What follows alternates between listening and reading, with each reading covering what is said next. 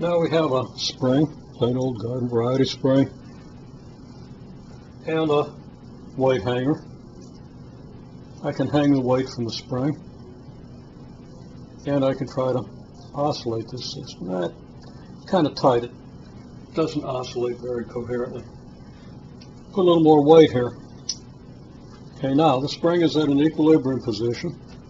If I lower it a little bit and let it go, it'll oscillate up and down, and if I want to keep it oscillating, I can, but I don't get a real good up and down oscillation out of that, so I add more weight. Okay, I've got these little weights here, and I add 1, 2,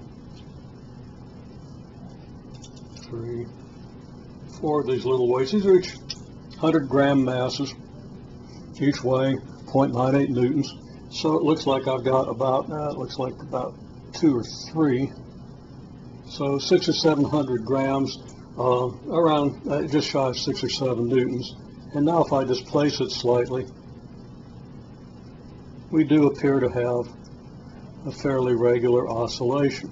One thing you don't want to do when you're measuring the oscillation of a spring is you don't want to let it come up so high that the spring goes slack. Okay, you want the spring to maintain a little bit of tension, because if it doesn't, then there's a phase of the motion that isn't governed by the same downward force, or the same, same downward force opposing the same spring force. So you're not really oscillating under the influence of the spring force. Now this is just up here incidentally, but remember there's your graph of the force you need to extend a spring. The force exerted by the spring will have a graph again that looks like this, and we've seen that. Now it's kind of interesting what happens if we chain 2 of these similar, as on the right side of the paper clip, I might get it to work, 2 of these similar springs.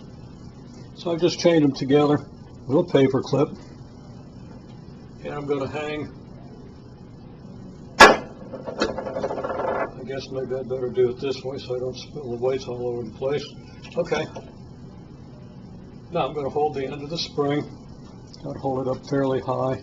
And it's the same weights as before, but now we see we've got a nice regular oscillation, and I don't even have to help it much. Now is that oscillation same frequency as before? It looks like it's maybe slower. Is it half the frequency? Just what is the relationship between those frequencies? And what relationship do I get between frequencies when I change the weight?